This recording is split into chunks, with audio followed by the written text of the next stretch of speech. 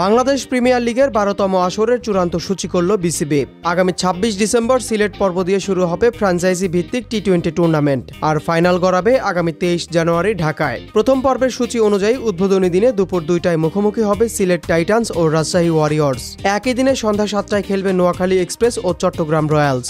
এদিকে ৫ জানুয়ারি থেকে ১১ জানুয়ারি পর্যন্ত চট্টগ্রাম পর্বে জমবে দ্বিতীয় রাউন্ডের লড়াই। বন্দরনগরীতে টানা ৬ দিন ম্যাচ আয়োজনের পর ১৫ জানুয়ারি ঢাকায় ফিরবে টুর্নামেন্ট। নকআউট পর্বে ১৯ জানুয়ারি অনুষ্ঠিত হবে এলিমিনেটর ও প্রথম কোয়ালিফায়ার।